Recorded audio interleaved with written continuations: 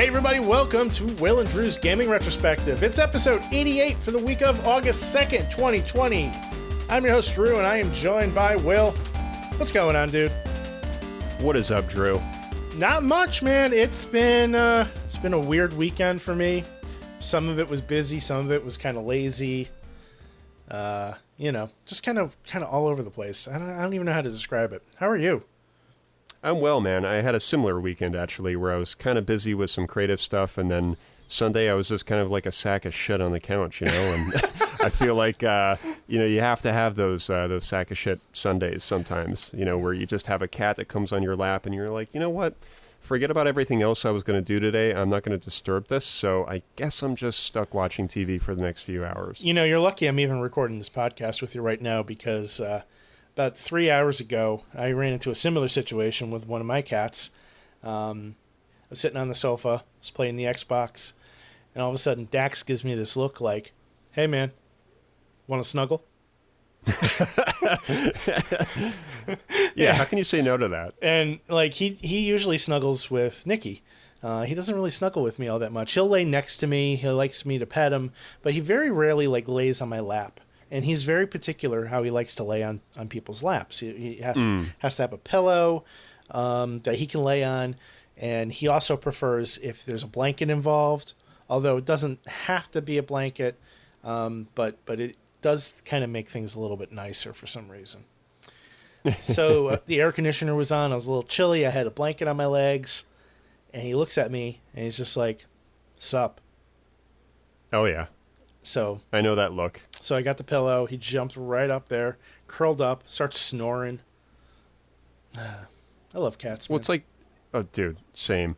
The opposite of that, it just feels so cruel, right? Like if you're like, not now, dude, and then you get up and you go do something, and you see them walk away, and sometimes they even kind of give you that look back. Yeah. Like that sort of like homeward bound, like look back. It's heartbreaking. And you're like, shit, man, all right, fine. And then you sit down, you kind of tap on your lap, and if they're still responsive, they'll come right up, and you're like, all right, I'm not such a piece of shit anymore. Yeah, it's heartbreaking. Before we started recording, Metro jumped up on the computer desk, and his thing is whenever I have a computer in front of me, doesn't matter if it's my desktop, my laptop, whatever, he wants to be between me and that keyboard. It's like the perfect spacing for him to lay on me without being on me. Mm-hmm. And he just jumped up while you and I were prepping and laid down on top of my mouse hand. I'm like, bro, I love you, but this isn't gonna work. Oh yeah. So now he's... Yeah, Mars is the worst, dude. Like when I'm doing creative stuff at my desk, he'll jump up here and he'll sit on the keyboard. He's screwed up recordings before, and I almost had a meltdown. He sat on the mouse. He will try and sit on my lap. He'll step on the keyboard. So it becomes this process of constantly putting him off the desk, only for him to jump back up, a few minutes later. So it's just because he likes to command my attention when he wants it. Well, he is pretty damn cute though, so. Yeah, he's great, man. He's a lot better than he was, so we got to take the good with the bad. It's a kitten thing, The older he gets, the more he'll grow out of that, but he's still going to be that way forever. Yeah, the best is when I tell Lauren, honey, he's young, and she just looks at me like, if you tell me that one more fucking time. And I'm like, but he is. He's a young boy. So, what were you doing when you were 9? You were running around like crazy. All right. Well, let's just get the show stuff out of the way here. We're at WDGRPodcast.com. Hit us up Facebook, Twitter, Instagram at WDGRPodcast. You can find me on Twitter at ScienceStorm. Will, how can they find you? On SoundCloud at Will_Gear. And make sure you check that SoundCloud out. There's some awesome stuff going on over there right now. Appreciate it. Will, you sent me a link this morning, and I was expecting, one new song, and there was 14. Yeah, I've been a busy bee, as much as I hate that term. I've been quite kind of hunkered down with that. Yeah. Well, let's talk about that a little bit. We kind of have a weird episode planned today, and so let's talk about your musical journey. Yeah, so, basically I've been dabbling with my MIDI keyboard in a way more intensive way lately. And just to kind of give a little backstory on this, I actually had a MIDI keyboard I've actually had this one for about a year or two now. I actually don't really remember when I got it, but it's been a while. And when I first got it, I immediately fell in love with it. I actually had a much smaller one to begin with, and once I realized, like, hey, I can learn piano with this and create soundscapes, I knew I was limited with what I had. So, kind of needless to say, I upgraded to the same week, actually, to a 61 key controller, which is what I have now. And before, it was like, oh my gosh, probably maybe 20 keys, 25. It was pretty small. And I was like, oh my God, this is the best thing ever. Like, everything sounds so cool. And when I started playing some melodies and thinking, oh, like, let me learn this, let me learn that, I realized, like I said, just kind of how limited I really was. So upgraded to that. Lauren, of course, was like, hey, what's this $300 what's this $300 purchase here? And I was like, well, I needed it. I needed it. So that happened. But as far as this sort of beginner's body of work that I'm creating, I think it's important for anyone doing this sort of thing to be doing it for themselves first. And that's exactly what I have been doing. I'm kind of hitting record when I feel like I've got something worth capturing. I share it to SoundCloud and friends here and there so they can kind of see what I've been up to. And, it's really not a game of sort of, hey, like, what do you think about this? And, I'm not really seeking advice as to, what could be done better, as I really want that to happen naturally on my own. Nor is it a project of perfection. So you won't find perfect mastering, seamless arrangements, and expert fades and things of that nature. But what you will find is organic, raw, and original tracks created by me with the tools that I sort of have at my disposal.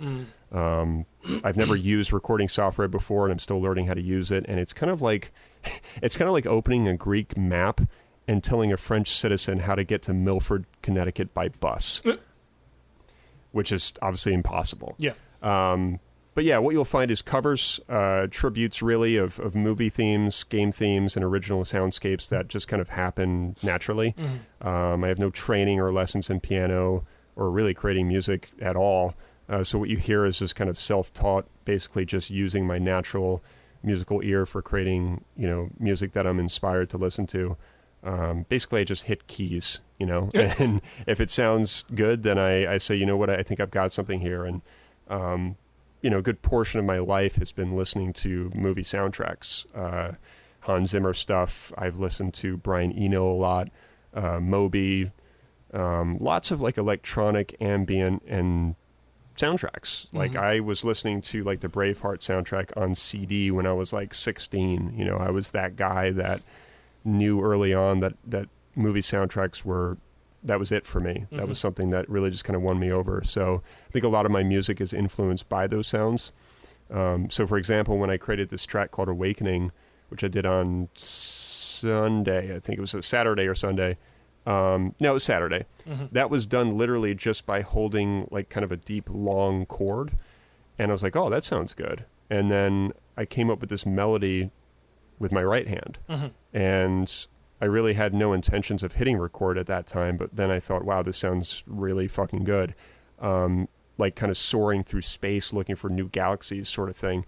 And very quickly I hit record before the magic was gone. And I think it's very easy to lose that magic if you sort of say, get up, walk away, get a can of coconut water, and then come back and you try to remember what you did. And I've done that before, and I almost had like an aneurysm a couple times because I was like, God damn it, I fucking had something, and I didn't hit record, or I forgot what keys I pressed. Right. And because I'm not an experienced piano player and I don't know like what the chord names are, all of it's done by ear and finger placement and actual like eye sight memory.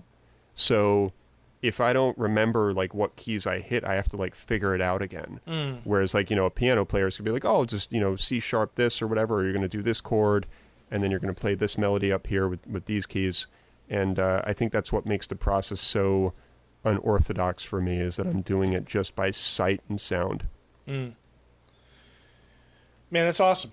That's awesome. Yeah, it's been. I'm glad that I'm doing something with it, because before I learned how to use the software, I was kind of just making all of these sounds, and they weren't really going anywhere. And I thought, you know what, it's about time for me to start recording this stuff and at least just getting it out. Yeah. Whether it's perfect or not, I just want to get it out and just kind of feel like I'm actually making something and getting some of my creations out into the world. Just sort of this minimal way, because my SoundCloud is not blowing up by any means, but it does have enough plays there to kind of keep me motivated, just keep making music. Yeah.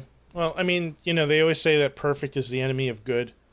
And, I think there's some truth to that. I know that, with my own creative ventures over the years, my own desire for perfection has gotten in the way far too many times. So it's good to just get it out there. And, with regards to recording, it's not a terrible idea to record everything that you do. Because you never know, like, even if you're not intending on putting it out for, SoundCloud purposes, maybe you're just noodling and then you hear something that you really like and you want to go back later and kind of work with it. When, I was in the band with Dave and the rest of the crew, we would record jam sessions. Sometimes we would just, put on a tape recorder and, just play for, 10 minutes, 20 minutes, however long we felt. And sometimes we had parts of songs come from that. Obviously it would be sloppy. It would need to be ironed out, but, somebody would have something that sounded really cool, and we would kind of take that and build off of it, Absolutely. I think that's the special thing about creating music, or really creating anything, is you just have to kind of keep going and keep doing it, because sometimes when you're aiming for perfection, it can really squander your creation methods, and you'll start getting like disappointed, and then a lot of people just stop altogether. And it's really sad, because I think some people have enormous talent and they strive for perfection, or maybe they're not getting the response that they want, so they just end it.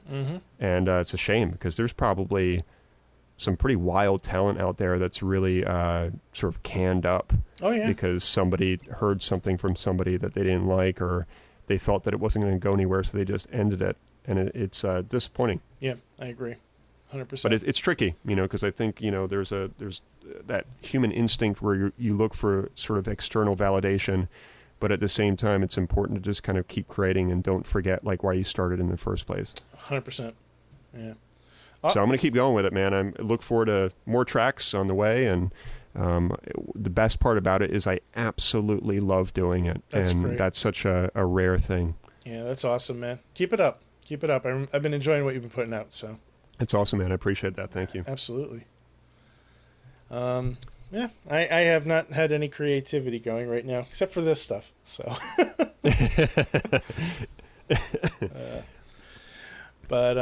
yeah. So this morning I got woken up by a fire alarm in my house. We had a smoke detector go off at about 5 o'clock in the morning. Now, was this due to like an actual like real situation? Oh no, it just went off. It just started beeping for no reason. Okay, now is this like the beeping that happens when you have like a dead 9-volt battery that needs replacing? Oh no, this is the beeping that happens when there's a fire. Oh Jesus! Okay, so it's not just your little beep. Oh no. This is get the fuck out of the house beeping. So what? When did this happen? Like around 5 o'clock this morning. Jesus. We started hearing beeping coming from what we weren't sure where it was coming from, honestly. We heard like the beeping, and both of us got up and we're walking around, and by the time like we were up and in the house like looking for it, the beeping had stopped. It was very bizarre, right? So like we're having a very like sleepy conversation with each other. Like was it inside the house? Was it outside the house? Well, the cats didn't freak out. Maybe it's nothing. So we both go back to bed. And within like 45 minutes, it does it again, just as I started falling back asleep. So I got out of bed this time, and I was able to catch it beeping. It was the smoke detector in the kitchen. Now, we have these smoke detectors that came with the house, and they have these built-in batteries that are rated for 10 years, right? Mm-hmm. Now, I don't know when these things were installed, but the manufacturer date on them is like September of 2017. We bought the house in 2018. We test them every couple months to make sure they're still working. There's never been a reason to replace them. When we burn something on the stove, it goes off, right? So I'm like, why is this fucking thing like beeping? I go downstairs. I'm like sniffing the air, I'm like sniffing everywhere. And we got the flashlight. I'm looking to make sure the furnace isn't on fire. There's no smoke. I'm like going crazy. My wife is going crazy. Now she's terrified of fire. Like if she like, if there's a legit fire, she's jumping out of the window, right? Doesn't matter if she's clothed or not. Like she's just like going a swan dive, ass naked out the window. It's standing in front of the house watching it burn to the ground. She doesn't give a fuck, right?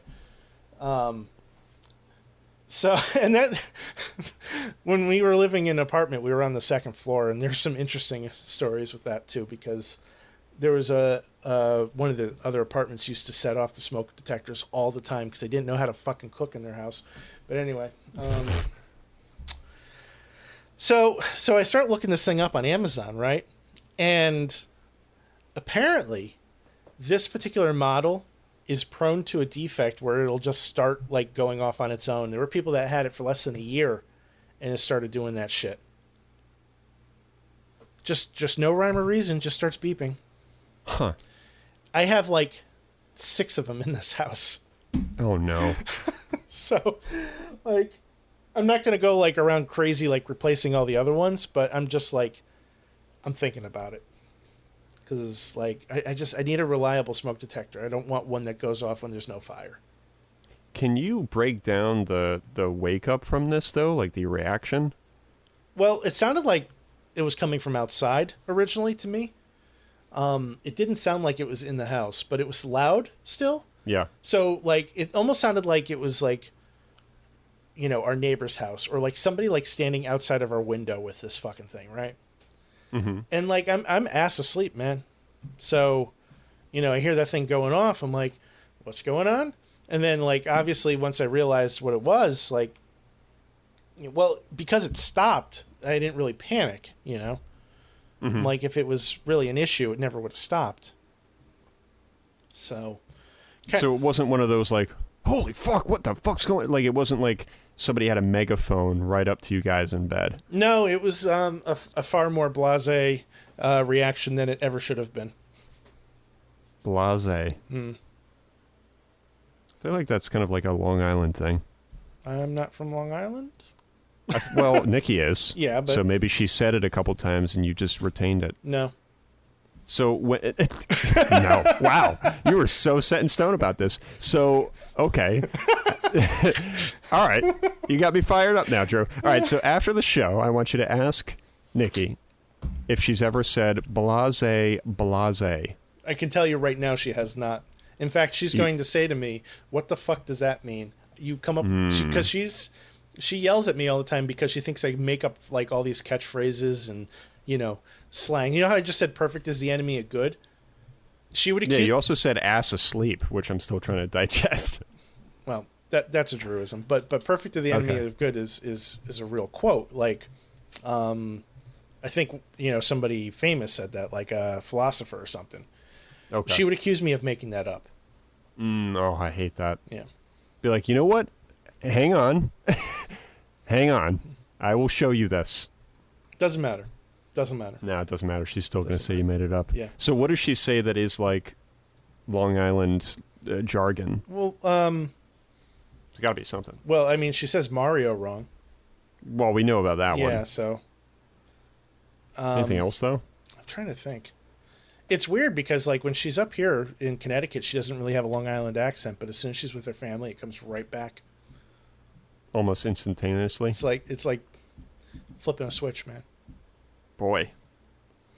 Well, I can relate to this fire alarm thing. We actually had those basic smoke detectors in the house that run off of 9 volts. Mm-hmm. And we actually had a wired, like they're wired units now. Okay. That are somehow hooked up to this alarm that we have. So that way, if there is a fire, apparently it notifies, like, I guess the police station or like the fire department immediately. Something like that. But it's a wired setup, which is kind of interesting. So we have one that I'm looking at right now, and I don't know how many we have, but I'm pretty sure there's one in, I think, almost every room. Interesting. So maybe you could look into that as well, because these things don't ever make a noise. I don't think there's even any lights on them, but they're completely wired in. I just don't really want to run wires, you know. I'm happy with no wires. Fair. I'm fine with having 9-volt batteries. You know, they work just fine. Yeah, it's like the one battery that no one ever has a good stock of in your house. Yeah. You always buy them in a 2-pack for like $9. But I think anybody should have, or everyone really that has those in their house, should have a pack of like 20. Yeah. At all times. So that way, when you get that stupid beep that happens when the battery's getting low, you just go ahead and swap it right out. I agree. I'm going to get them like subscribe and save on Amazon so that I don't have to worry about it. Yeah. I love subscription-based things like that. Yeah, it's pretty great. Starting to get into it. It's a wonderful thing, man. It really is. I'm only just learning about it now, but I think it's going to work out in my favor for some stuffs. Yeah. Let's see here. What else? Oh, I had a hornet's nest in my backyard, too. Yeah, I feel like I learned about this, I want to say last week or the week before. I had noticed a wind chime in your backyard, and I think you mentioned something about the hornets then. Well, this is different. So we have, in that wind chime, there's is it paper wasps? Paper mache wasps? No. That was a bad joke. Yeah, it was. No, it's not paper wasps. Yellow jackets? No, they're like a friendly wasp. They're known for going in wind chimes, but I'm trying to remember. There is a certain kind of wasp that is like non-aggressive, and they like to go in wind chimes. So I had like one of those in there. Right, and I'm fine with it. They could just, it's not in a heavily traveled area. They don't bother me. They go there every year. I've cleaned it out so many fucking times. It's just easier just to let them have it, right? So, but yeah, no, we actually had like one of those giant like cone shaped like wasp like hornet nests hanging from a tree right behind, right where our deck like steps are. Okay. So a high traffic area for us. And yeah, that was like terrifying, man. Like I'm, at night I'm standing in the doorway with my can of Raid, like popping my head out, taking a pot shot at them with the Raid, ducking back in, seeing if they come out. It's one of those adventures. I fucking like doused this thing with like 3/4 of a can of Raid. Damn. And then like we see them start flying out like one at a time. Yep. So like we close the door and we're just like, all right, well, that's it for tonight. Yep, exactly. Got to go in phases. So last night we go back outside and take a look, and like it's just bodies everywhere. Oh jeez. Just fucking bodies everywhere. So today I watched it. I was looking for more activity. I didn't see anything. So I grabbed the can of Raid and I shot it again just in case. Yeah, just to make sure. But now I noticed some that are over my front door. And I think they're going in like the soffits at the overhang of the house. Sure. Which is going to be... You definitely have to own a home or know about homes to know what a fucking soffit is. Yeah, well, I just learned it today because I'm like, what the fuck is this thing? Let me Google it. Overhang of home. And it says soffit. I'm like, oh, okay. Mm-hmm. That's what I thought. It's like ventilation type stuff, isn't it? Yes, yeah. So, yeah, they're actually like going up in that. So I don't know if it's something that I'm going to be able to spray and get, or if I'm going to have to hire somebody for that one. Yeah, it can be a real problem. We actually had a really bad bee problem. I don't know if it was bees or wasps, but right around the time that we were getting married, actually, in my backyard, it was going on for a couple weeks before that. And my brother-in-law came by to try and help out, and he basically had to do the same thing. I remember I was actually watching from inside as he would spray and run, and then spray and run. Wow. And he had like a mask on, and it was pretty serious because we had to kind of kill them off, right, and kind of aggravate them, get them out, and then he had to seal it up with this like spray foam that like foams instantly and seals. Yeah. It's actually pretty cool. Yeah. Then he had to paint over that, and then he had to do it again because they still got in. Oh, wow. Because they like ate through the fucking foam. And what's even worse is they were actually getting in through the bricks around our fireplace in the living room. So they were getting inside. Oh yeah, so they were like deep in there, man. Wow. There must have been some kind of nest, and I think just by spraying and sealing it off, they just died. They eventually just died, and no bees could get in or out anymore, and they must have just died inside the wall. I really have no idea, Wow. but it was a pretty big ordeal. That's crazy. Yeah, it was, and thankfully we got it fixed like right before the wedding because we had like 30 to 35 people on the deck on the lawn, and this problem was on the deck. It was right near the chimney. Yeah. So if we didn't get it cleared up, we would have had to have everybody on the lawn, and no one would be able to come up on the deck at all. Yeah. Because somebody could have got stung. Absolutely, man. You got lucky. Yeah, I'll have to take pictures of that area and show it to you because you can still see the foam that's been painted with brown paint. But yeah, bees are no joke, man. They're a big problem to get rid of. Fuck bees. Yeah.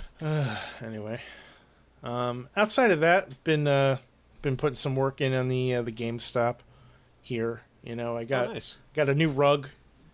I cleaned up some areas. I want to get like these containers to put in the closet so that I could kind of properly store some things a little bit better than I have right now. The boxes are all mismatched, and they're prone to just falling apart and stuff. So sure. I want to get like some like high quality, like extra durable Home Depot, like grade. Yeah, like I saw some when I was there last time, and like $20 a piece, which is a little pricey, but I think. But they're probably quality though. Yeah, like I feel like if I stack them like 4 or 5 high and they're like packed to the brim with stuff, it's not going to break the lid.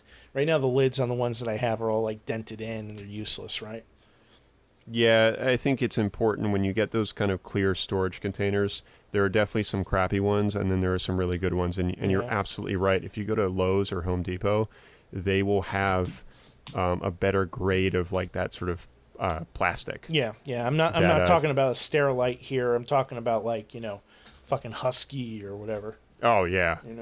It's like not even meant for game storage. It's meant for like fucking some dude to just huck a bunch of tools in, Yeah, no, but you're going to use it for other purposes. This is for like somebody's garage, but it's going to be in my closet, Yeah. And it's, part of my plan. I want to go in and like label everything. I want to take all the loose wires that I have, put them in Ziploc bags, label what system they belong to so that I could easily find stuff. It's not all scattered around. This is like a long-term project I'm looking to do. I think that would be a lot of fun. I mean, I think I mentioned before that the key piece there, at least if it was my room, I put on a bunch of just game soundtracks and just sit there Indian style and just fucking block off the world. Be like, you know what, Nikki? Like, I need a good like 10 hours in here, like undisturbed. Yeah. Well, I mean, she's pretty good about like giving me that kind of time if I need it. If we don't have anything going on, I say, hey, I'm going to do some work in my room. She's like, cool, see you later. She'll throw on Netflix in the living room or whatever and just leave me to my devices. So, well, I think just as well. I'm sorry, go ahead. I was just going to say, I think just as well as I do that you can have a project like that and make it miserable, or you can make it fun. Yeah. And making it fun is easy for people like you and me. Yeah. Well, like I spent a lot of time in this room over the past week, just kind of moving things around. Like I put the rug in and I cleaned up the floor. So now I have my recliner kind of pushed off to, originally I had it centered with the window. Now I have it kind of pushed a little bit to the left. It's to the right of the window.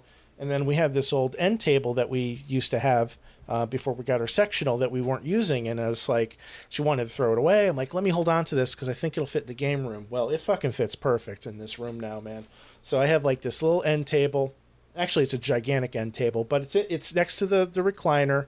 So, I can put like my controller down or whatever. I could set some stuff down on it. I could recline. I'm going to move the switch back into this room again. I haven't done that yet. And I actually just got dual monitor mounts for my 27-inch monitors. Ooh, I need photos of all of this, like, Drew. Yeah, tonight. I will send some to you because I think I took a couple previously, and I don't know why I didn't send them. I have no idea why I didn't send them to you. But anyway, I do have them. So I will send some of those to you. And it's, it's not exactly perfect. I still have some things that I want to kind of change around a little bit on the desk. I want to get new computer speakers. I want to get I'm kind of tossing around the idea of getting a different audio interface, but I'm not 100% on that yet because this one seems to be working pretty well. Mm-hmm. And I'm just looking to make things better. Augmenting, yeah. Yeah, love it, man. I love the idea of creating and adding to like a game room or a movie room, like any kind of like room design where it's like a media room or a man cave. It's always such a pleasure to witness or get involved with somebody to make it better. Yeah. Because there's always room for improvement with those kind of rooms. Totally. I want some frames for some of the nice art that I have, and just oh hell yeah! I don't know why I haven't pulled the trigger on that yet, because I picked up a bunch of stuff at Comic-Con a couple years ago, and it'd be perfect in here. It's not hanging up. It's in the packaging still. Well, I'll tell you what. The same thing happened to me. I think a lot of folks are pretty lazy about framing stuff. Mm-hmm. It took me a long time to get some Comic-Con stuff framed and some other artwork, and I don't know why, because it's really not that difficult. You just measure it. Right. And then you buy the fucking frame at Michael's or Joann Fabrics or something of that nature. And I found some pretty inexpensive, almost like borderless frames that are just nice and clean and simple. Yeah. And then you can really go to town and get them like professionally done, and those look amazing. So professionally done stuff though is expensive. Very, very expensive. I used to work next to a custom frame shop when I was selling CDs maybe 15 years ago, and I had this nice print of a Fates Warning album cover, and it was signed by the artist. The artist used to come into the shop. He was from Connecticut, and he used to come into the shop, and he'd get like promo CDs ahead of time, and he'd hook us up with some of the promo CDs, and we would sell his artwork in the store. And so I had this nice, like, beautiful artwork for one of the album covers, and I was looking to get it framed. So I brought it over to the shop, and they were like, "Oh yeah, we can make this look good." They brought out the samples, it color matched it to the print, and then they quoted the price, and it was like hundreds of dollars. Jesus. And that was just not possible at that time. Well, yeah. What's really interesting is apparently there's a lot of different like sort of levels of framing. Yeah. Like you have like museum quality framing. There's all these different like grades. Yeah. And I learned a lot about it just from YouTube. I forget why I looked it up, but for basic like Comic-Con art or just video game art, shit like that, you're better off just doing it yourself. Yeah. But obviously if it's like, hey, here's my great grandfather from 100 years ago or some shit, right, and you want to get that framed, like I would probably go somewhere professional and negotiate to get something that was reasonable. Oh yeah. Yeah, absolutely. I mean, you have to, you have to kind of take those extra steps to not spend that much, Yeah, and there's beautiful frames too. Like I actually was lucky enough to buy, I think I shared it with you many moons ago. It's this beautiful painting of the ship at night, and it's framed. I'm actually looking at it now. I got it from, I think, Overstock.com. Okay. And it was still expensive. Yeah. But when I got it, you can tell. This is just beautifully framed, and the frame itself is like really fitting for the image. I'll have to take a photo of that one and send it to you, because that is a very special piece. Yeah, I'd like to see that for sure. So that's about it for the game room right now. Not too much else in the way of that. Well, you've got a roadmap. You've got a roadmap for some larger changes. You've made some what I would call like easier updates. I mean, adding a nice little like rug and carpet and all that kind of stuff. Those are nice touches. It makes a huge difference. It does. It changes the whole look. It's just a basic rug. It's nothing fancy. I got it from Target. It's like gray.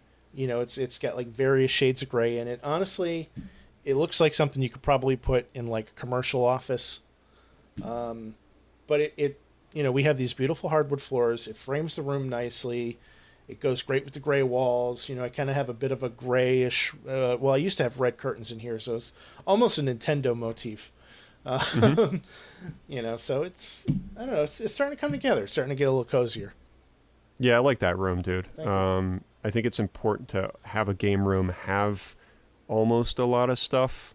Like you kind of want like almost like a little bit of chaos in there, but like organized chaos. Yeah. And I think that enables the right ambience for it, because if you have a game room that's too clean and way too organized, and it becomes very clinical, Right. and then you don't get the chance to really feel like you're just, melting in this nostalgia. Yeah. And every time I go in there, when I sit on, or when you had the couch in there before, I mean, I even liked it then, and that was like 2 years ago or whatever. Yeah. So it's nice to just be surrounded by like all this cool stuff. Yeah, we still have that couch, but the thing, like, if you sit on that long enough, that fucking hurts. It is not comfortable. We got that from IKEA, and, it was, I don't want to say it was an impulse purchase. It was definitely a planned purchase. We bought it for our last apartment, which, we had a second bedroom in for the first time, so Nikki and I kind of split it. Like, it was half her room, half my room.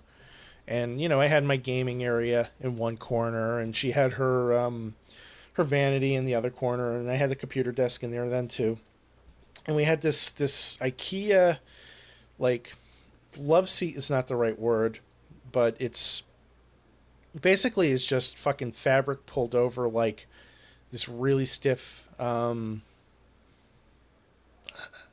don't even know what It's like a mold almost. Well, except it's not plastic. It's like a canvas kind of seat. Sure. But then you just put really taut. Super taut, and then you put like the fabric, the sofa-like look over the top of it. So it doesn't appear just to be like this canvas tautness, right? Mm-hmm. And if you're sitting on there playing a game for more than 20 minutes, your ass starts hurting. Yeah, that's not good. I used to put like pillows underneath myself and stuff. It just wasn't any good. Yeah, it's funny how when you do that, it's like kind of eating a piece of fucking, what do you call it? Big League Chew. The comfort lasts for about 30 seconds, and you're like, this isn't working. I love your analogies. Honestly, man, some of them are terrible, but they make sense for me. most of them are terrible, but I still love them. But like, it's like they're so charming that like most people just kind of let it go. They're like, you know what, I kind of get what he meant. Yeah. It was terrible, but I'm going to let him have it. It's a bad joke, but it's Will, and we're okay with that. So. Yeah, exactly. And then sometimes they're like right on the money, and that's like, a couple times a year. So. Oh, man. So we've been like bullshitting about like bullshit for the past, 35, 40 minutes. What have you been playing? Anything? Honestly, man, not a whole lot. Yeah. I still have intentions to restart Ghost of Tsushima because I expressed my sort of concern with not playing in English the whole time and switching sort of halfway through. And I felt like a little bit disjointed from some of the story. And because I love the game so much already, I really want to make sure I soak up every single thing. Mm-hmm. And I know Joe was like, don't even bother starting over, but I'm very finicky about things, and I get very kind of OCD about things like that. So for me, I will be starting it over. But yes, I have been very consumed by music, so it has not happened yet. But I'm hoping that this week, if I can put the keyboard down for fucking 5 minutes, then I'll be able to get back over there. Yeah, I mean, it kind of along the same lines of perfect is the enemy of good. Like if that hurdle of changing it from Japanese to English is keeping you from playing the game, then maybe just play the game. So I kind of get where Joe's coming from. But I mean, if like the reason you haven't been playing is because you've been busy, creating music, I can forgive that. Yeah. Yeah, at least I'm not, twiddling my thumbs and, dusting off my printer 5 times a day. What? Does anybody do just that? Go with it. Go with it. It's the first thing I looked at, and I just had to come up with something. But at least I'm not just wasting my time just fuffing around, Like sure. I feel like I have good reason. And, a lot of it, too, is that's the kind of game that you want to sip slowly. And I really, I'm not in such a rush to get to it, because I think playing Final Fantasy VII and some of these other games that were sort of on deadlines, it's made me kind of just want to disband that altogether. Fair Fair enough. I felt like a little deadline-y with some stuff. Not really so much for the show, but I just felt like I was playing it like a little bit too forcefully at times with certain games, and I really I want to get back to it a little bit more naturally, I guess. But it's going to happen this week because a lot of people are still telling me about it. I'm like, God damn it, I gotta just do this. Yeah, I mean, we did kind of have a deadline with some of the stuff because, like, we were trying to, capitalize, I think, on the popularity of like The Last of Us and Last of Us 2. Sure. And, as much as it is fun to play games on our own time, sometimes it's important for the show to try to do things that are timely too. So there is a bit of a balance there. Oh yeah. But I totally understand what you're saying. I've been kind of trying to figure out what to play next myself.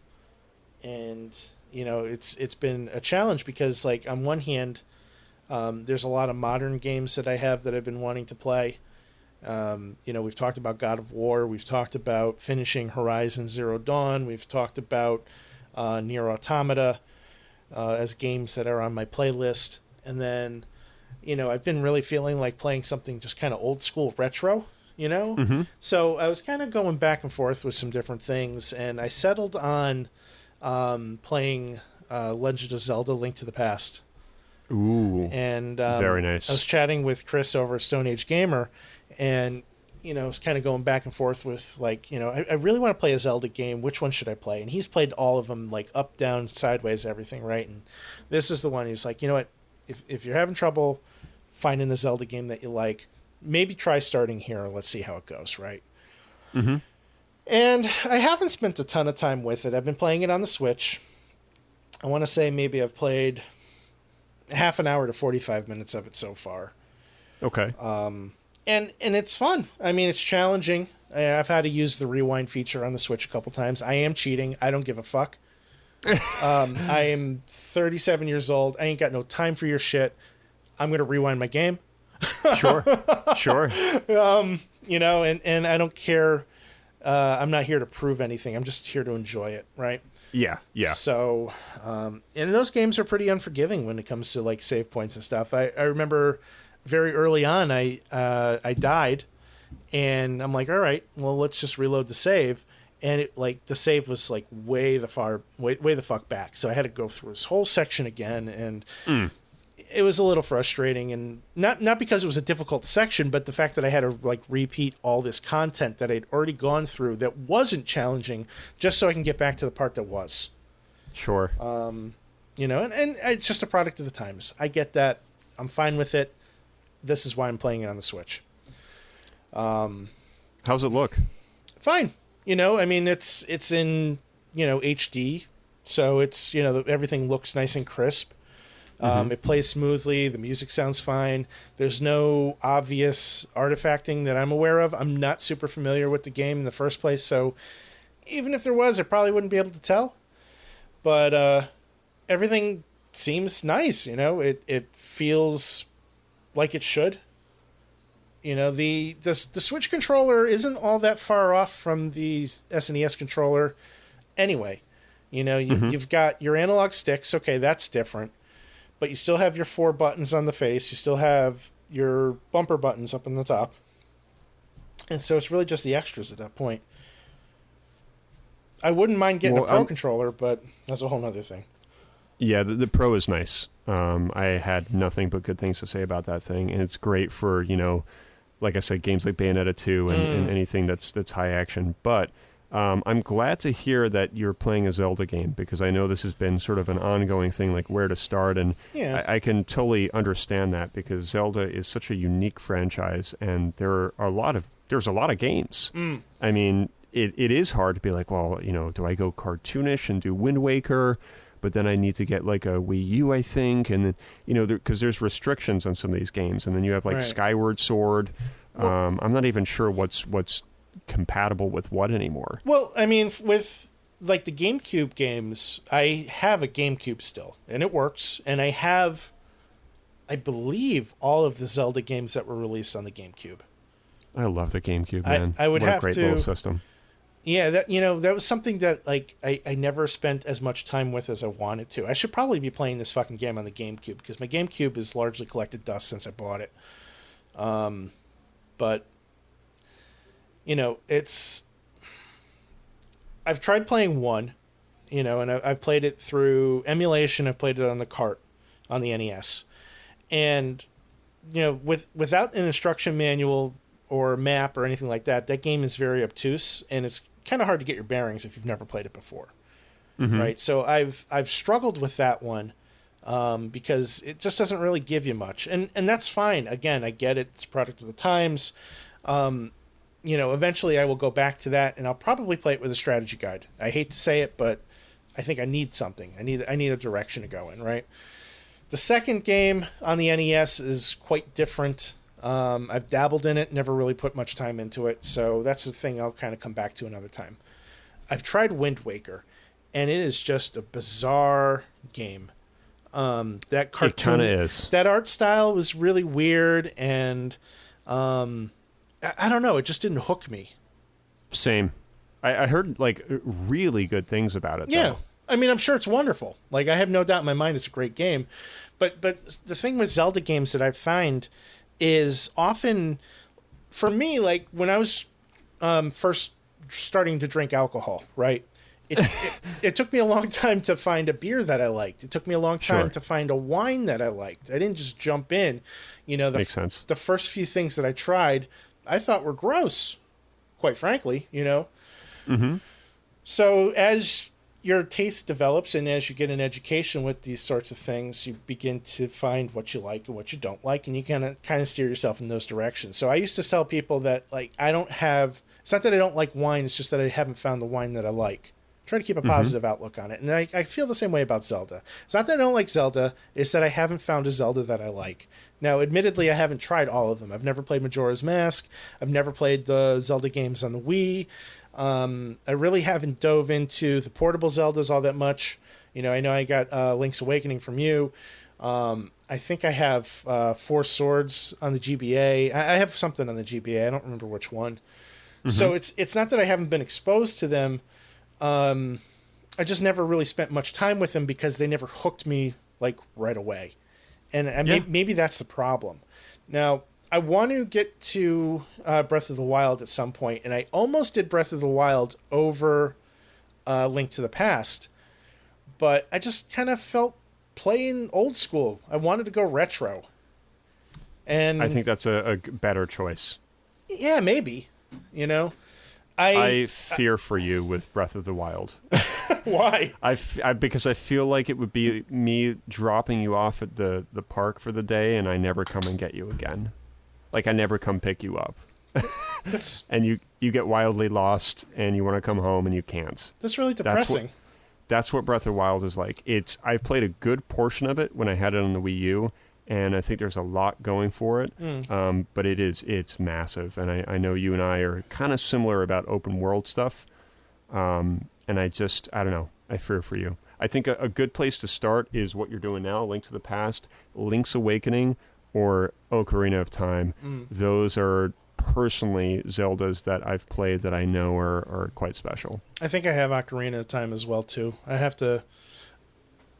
My GameCube shelf is kind of a disaster right now, so it's really difficult for me to see what games I have. But I'll take photos of them. I'll post them on the chat or something for everybody to see, and we can kind of chime in on that. So absolutely, if you're listening to this and I haven't posted a photo in our Discord room, remind me to post a photo in our Discord room. So, and then this afternoon I fired up Carrion, which just came out on Xbox and PC. I'm not sure if it's on any other systems at this moment. I think it's supposed to come out on the Switch. I don't know about PS4. Weird game, man. So before you dive in, and just correct me if I'm wrong here, is this game kind of similar to, like, what's his face? Tetsuo's arm in Akira?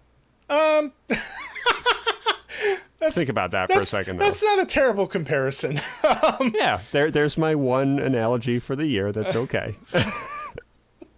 And on that note, I'm having a hunk of ginger now. Carrion is Tetsuo's arm. From Akira. I'm writing this down for our show title. I feel like Joe's going to appreciate this one. Aren't you, Joe? I love how he can't respond until this comes out. Yeah. It's so pleasing for me. But my God, a Wednesday morning. Yeah, I'm going to get it. You're going to wake up, you're going to get tagged. It's going to be like, what the fuck, Will? Tagged. Yep. Yeah, I mean, you're playing as a horrible creature with multiple mouths, multiple tendrils, and basically it's not clear if you're a science experiment or an alien or what exactly you are, but you're in some sort of an underground laboratory, and you escape, and you start eating everybody that you see. You're playing as the monster. Instead of fighting the monster, you're the monster. The humans are the enemies. And most of them are just scientists that are pretty harmless. But then others have guns and shields and flamethrowers. And I played this game for, I want to say I probably put in about an hour and a half of game time between, taking out the garbage, petting the cat, and cleaning the litter box and all that fun shit. Uh-huh. And it's really quite clever how they do this game, because you have this sense of like power as you're going through the game, and as you start see the Tetsuo image now, as you're going through the game and attacking these people and eating them, you start to grow in strength, and you also grow in size. You get different abilities that you unlock when you get into like these areas that have like super secret projects. And your main attack is like using your tendrils to grab onto your enemies and like literally just throwing them around the room. Like you can grab somebody and just fucking throw them. And Jesus. It's pretty crazy, man. And then, if you take damage, if you eat them, you'll gain health. So like human flesh heals you, apparently. Wow, this is totally normal. Yeah, it's a completely normal game, and I think it goes great with our conversation about mental awareness and mental health in video games. Sounds right up my alley. They do kind of start layering in backstory through a series of flashbacks where you're playing as a human.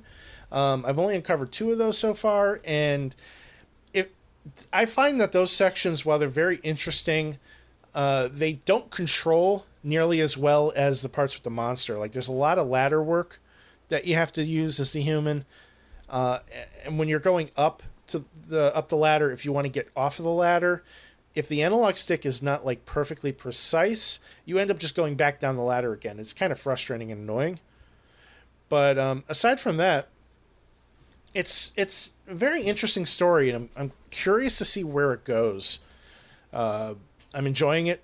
I don't know how long the game is. I feel like it might be on the shorter side. It is a Devolver Digital game. So I'm expecting something of an indie length, and just kind of the way the pacing is right now kind of feels like it's probably not super long. But, it's just kind of like side-scroller, Metroidvania-like game where as you get powers, you uncover the ability to go into new areas, and you can take on enemies with different strategies than you did before. I think it's worth checking out. At least watch some videos, see if it's the kind of thing you might be interested in. It's clever. I like the sounds of it. I love games like that. I love games that are just wildly different. Yeah. And this sounds like one of them. And it was on my radar actually at one point. I don't think I ever actually wrote it down for my sort of radar list, which I usually do.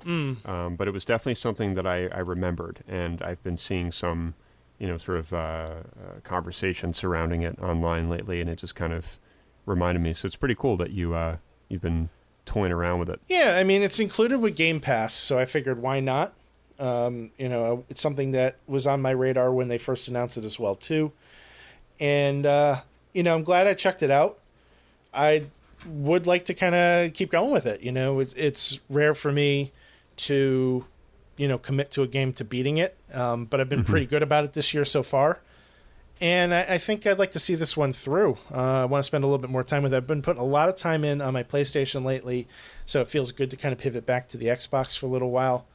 Mm-hmm. I really do enjoy my Xbox, and haven't been using it all that much these past few months because I've been so focused on Last of Us 2. So, well, it's nice when that happens. Excuse me. Yeah. When you play a game that you don't really intend on playing all the way through, you're just kind of trying it out, and then it becomes like your go-to game without any intentions. It's nice when that happens. Yeah, it's kind of cool, I know it's available on the PC side as well, too, so I don't know if that entails crossplay. I can download it onto my computer through the Game Pass app. So I'm wondering if it's the kind of thing where it'll save my game, and then if I wanted to play it in the game room, I could do that as well, because my Xbox is in my living room, and that's primarily where Nikki watches TV. She'll say to me, "Hey, you want to play some games?" I'll go in the other room every once in a while, and if I feel like it, I'll take her up on that. But sometimes, I just want to leave her alone and do my own thing, and that's fine. So if I can pick up my save on the PC side, that'd be really fucking cool. So That would be. I got to try that out because, I was trying to get my computer to kind of like cast games to my television anyhow. I was messing around with Steam Link, trying to get Launchbox working with that, which is like an emulation front end. And it didn't really work too well. And I almost threw the fucking thing across the room. Oh, jeez. Sounds like me. Yeah, I was having a Will moment for sure. But that was my Sunday. Yeah, I played with Launchbox most of the day. Launchbox is great. Steam Link sucks. Well, it's like we kind of talked about before the show. Sometimes when you have a moment to just kind of tinker with something, and your whole day gets kind of quote unquote wasted on that tinkering, sometimes it's still the right move. You learn more about whatever that is, and clearly, even though you got a little frustrated at times, you kind of know what's going to work out and what doesn't. I spend a lot of time tinkering with stuff. I'll get an idea for a project and I'll endlessly research it, and then I'll try to execute it, and then it'll kind of go south. I do that a lot with my Raspberry Pis. I have 3 Raspberry Pis in the house. None of them are full-time use right now. There's one that I set up with RetroPie, which I haven't messed with in a while, so I need to kind of like check out what status that's in, reformat it if it needs to be, reinstall RetroPie, and then start getting the ROMs back on there. I have another one that I was using for different various things. Last thing I did with it was trying to make an ebook server so that I can plug my ebook reader into it and have all my books indexed and everything. And I had like nonstop issues with that. I spent like all this time getting everything set up, and then like the main thing that I needed just was an utter failure. So it's just been like one thing after another. But I spend like, I can't even tell you, countless hours just tinkering with shit that I don't understand.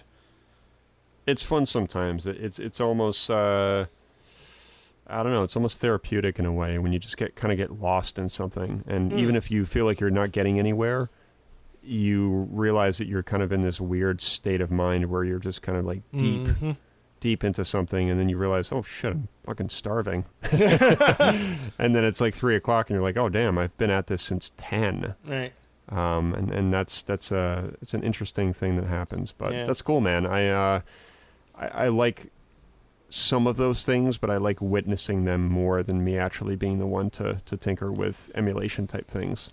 Well, I mean, like with Launchbox, it's a front end for emulation, and what that means is essentially you link your emulators to Launchbox. Launchbox launches them. Pardon for the pun, but so like let's say you're using a PlayStation emulator, EPSX is the one that I'm using right now, right? I configure that once within the emulator itself. And I just link it to basically to Launchbox, so that Launchbox knows anytime I launch a PlayStation game, that's the one I'm going to use. And I never touch that emulator ever again, right? The rest of this customization goes into Launchbox with choosing which cover art you want displayed, whether or not you want to play music when you look at the game in the menu, whether or not you want the game to have like a short movie showing you the gameplay, or you want a still image. And then there's all these different types of themes. And then there's this mode called Big Box, which is very similar to like an attract mode on an arcade machine. So theoretically, I could take and build an arcade cabinet and then put Launchbox in a PC in that arcade cabinet and just have it fucking go and have a full arcade experience with MAME, with regular console emulation, and even PC games. And just like, if I had like a finished basement, like imagine like just coming downstairs and being like, hey Drew, let's play X-Men versus Street Fighter. And I fire that thing up and bam, we're playing X-Men versus Street Fighter with joysticks, the works. I wouldn't want to leave. Well, that's my goal, my friend. But that's a long-term goal. So I don't know if we've ever touched on this, and I know it's not really on our list here, but just kind of real quick. Have we spoken about the arcade one-up machines? Not in depth. Okay. So you saw that X-Men versus Street Fighter one, right? I have. Man, oh man. See, I have reservations about those machines. Talk to me. Have you ever seen one in person? No, but I know that they're kind of like miniature in a way. Okay, so you're like 7'8", right?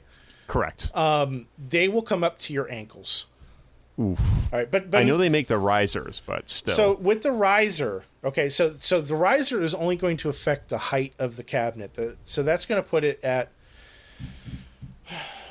I'm trying to be fair here. With the riser, it's probably going to put it roughly the normal height of an arcade machine, but the width of them is still very narrow.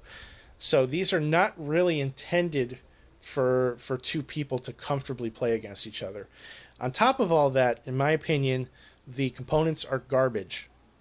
You are using, like, there's a reason that thing's $100, right? Because it's including the arcade cab, it's including the hardware for the buttons and the joysticks, it's including the monitor, and it's including all the games. And they're selling them for, $125 or how much are they? I don't even know. One up. I know Walmart has them, right? So let's see here. Arcade, one up in video games. I'm looking at walmart.com. Mm-hmm. All right. Okay, so my pricing is significantly off. I've seen them on sale, but yeah, okay, so I was way off there. So here's the Teenage Mutant Ninja Turtles arcade machine with the riser. It's $399. Okay. The monitor's only 17 inches. They say commercial grade instruction, but I've seen those in their store, and they are beat to hell. Right? Now that's with kids banging on them and shit, right? I get that. But I just, I don't know, man. They're very novelty-ish. They are very novelty-ish, right? So with the riser, they are only 57 inches high. So okay. So let's see here, 57. So we'll round it to 58 because it's like 57.8 divided by 12. It's not even 5 feet tall. The width is 19 inches. Can you imagine two people playing that? No. I mean, for people like you and I, because we're kind of large fellows. Yeah. It would be awkward. You're tall and skinny. I'm tall and fat. So we're just large men. Men. So, I mean, you know what it is? It's like a denial thing. It's like I'm kind of like aware of these issues, but I don't. I just choose to ignore them, and especially with this cabinet. Yeah. Because I'm looking at it now, and man, do I love the artwork for this game. Yeah, I mean, they're cool, but I mean, for the price that you're paying, you can honestly do better. Yeah, it's true. It's hard to argue that. I mean, the riser for the X-Men versus Street Fighter cap does look very cool because the art. I think this is the riser that I'm looking at. It looks like a riser, but it's very nice. The art is very good. It's just I love the color scheme with that, and I think if I ever got this, which I probably would never because I have nowhere to put it, at least right now, it would probably just be for kind of show, you know?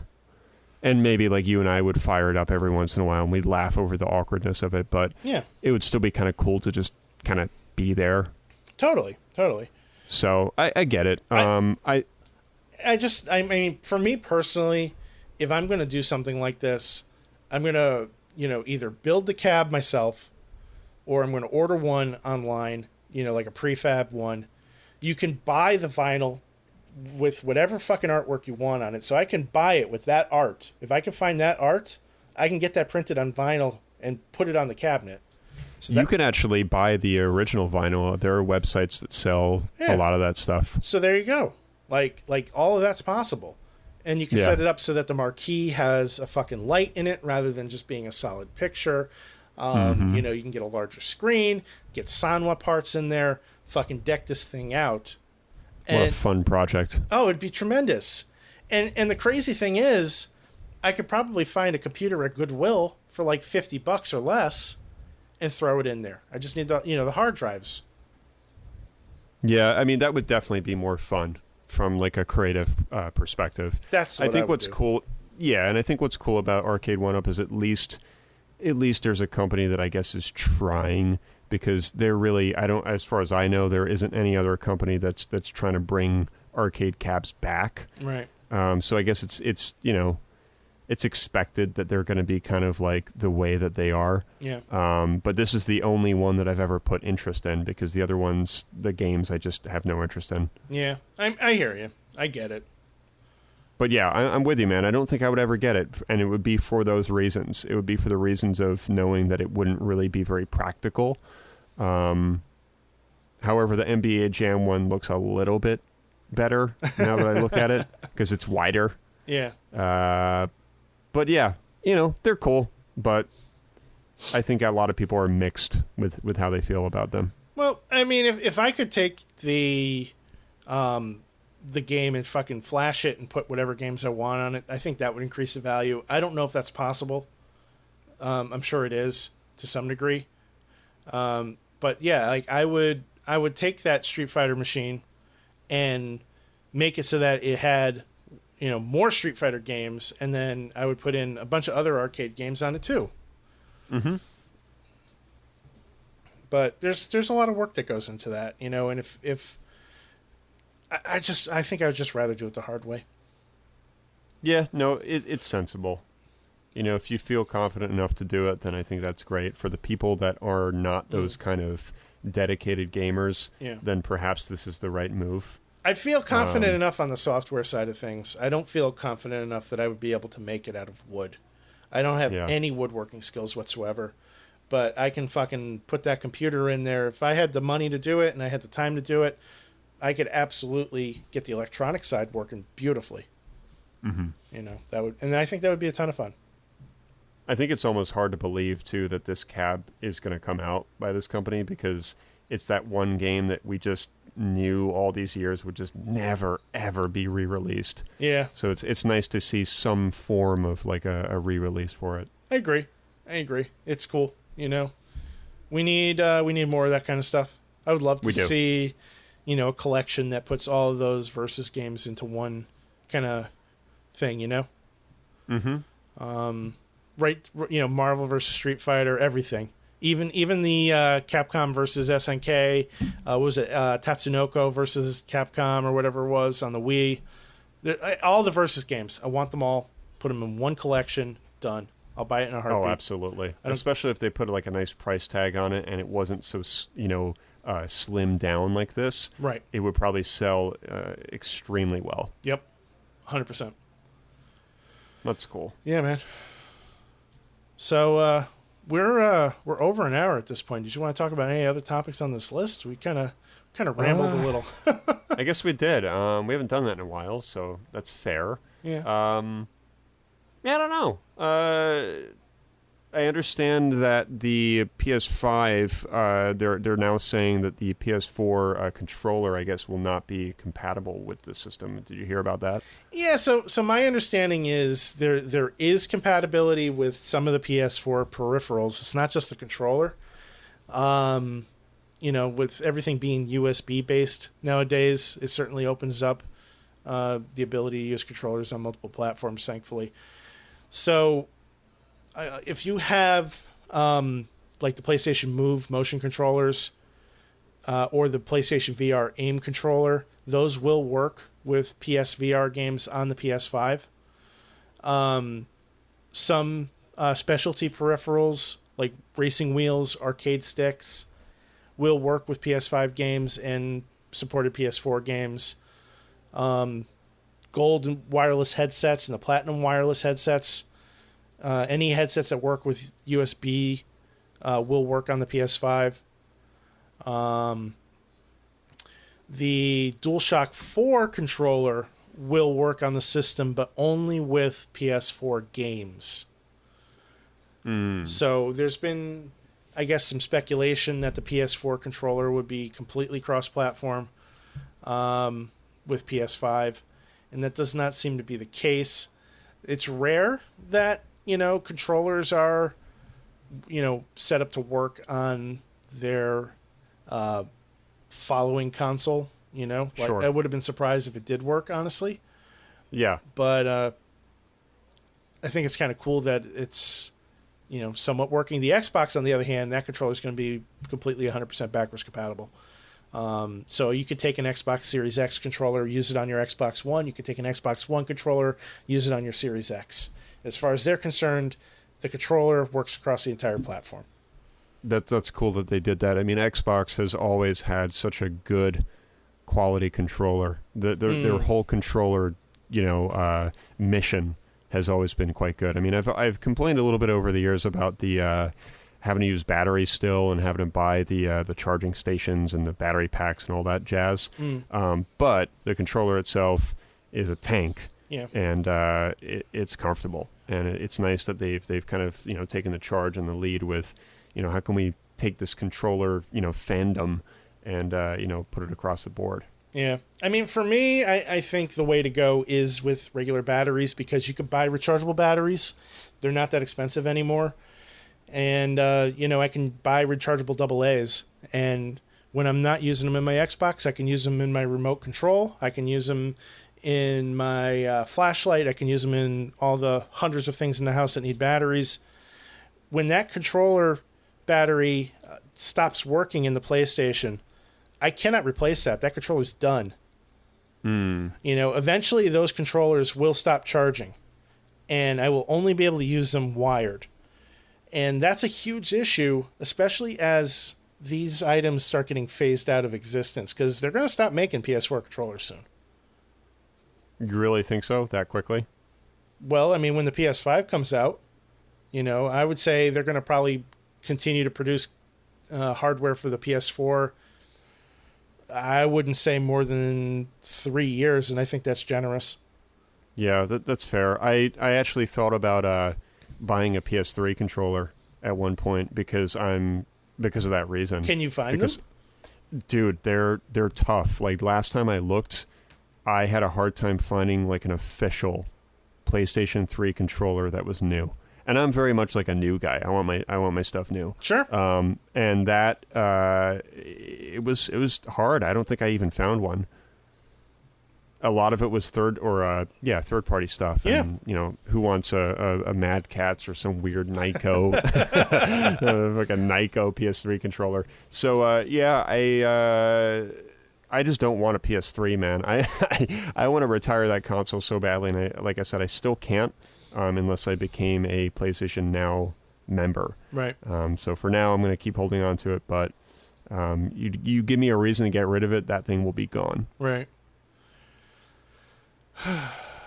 What's the any particular reason you haven't signed up for PlayStation Now, or just not feeling I it? mean, I guess it's just because like I don't really need to because I have the PS3. However, if I am trying to get rid of it, it would make sense to get it. But because the games that I have for PS3, or it's not like a wide library or anything too extensive. I just don't really see the point. So I'm kind of at this weird crossroads of, have to keep it for like Metal Gear and stuff, because eventually I'm going to want to go back and run through those games. Sure. And I know for sure right now I can't do that on a PS4 unless I have PS Now, I believe.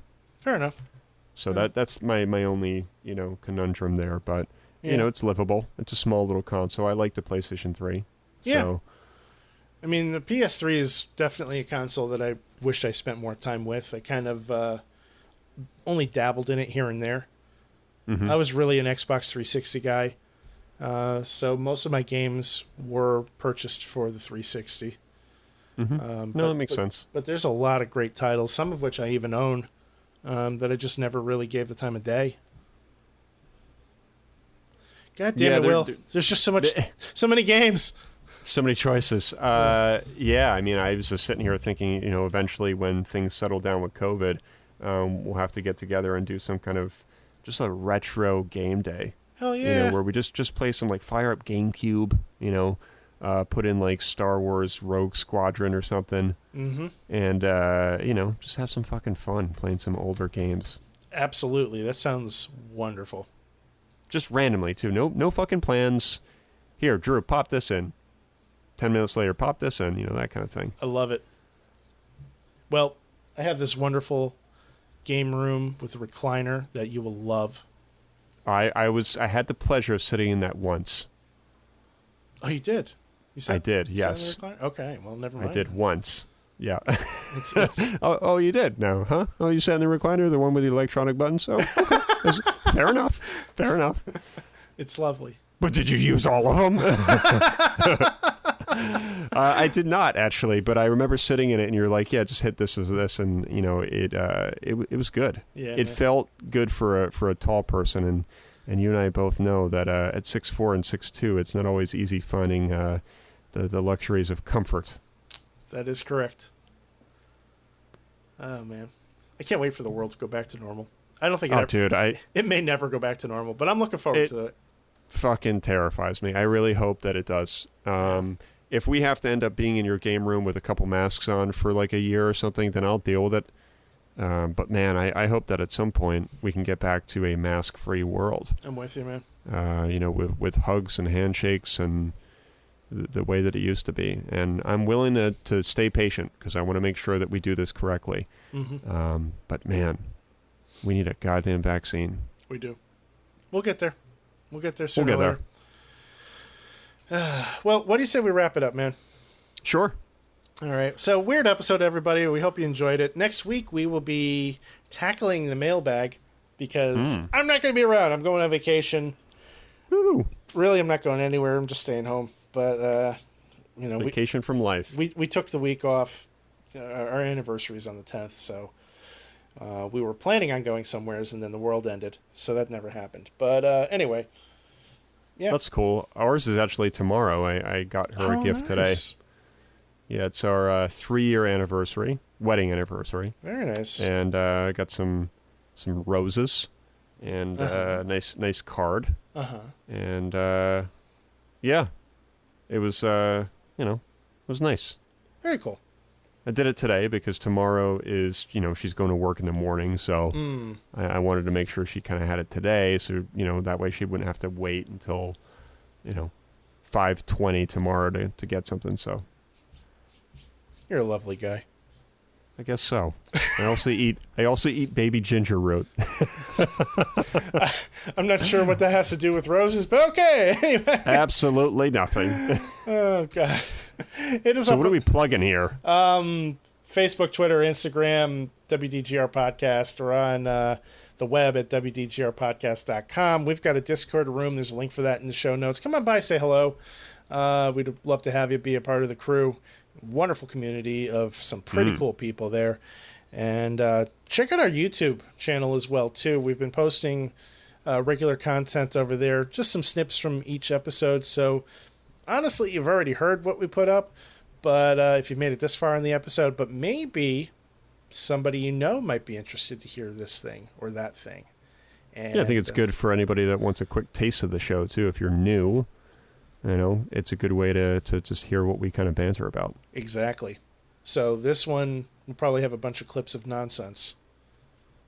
It'll be fun. It's going to be a riot. Will, how can they find you on SoundCloud? Yeah, SoundCloud. I think it's soundcloud.com/will_gear. And, yeah, check it out. Yeah. I'm on social media at ScienceStorm. I don't really have anything else to plug at this time, so that's it. Fair enough. That's all, folks. We'll see you next time. See ya.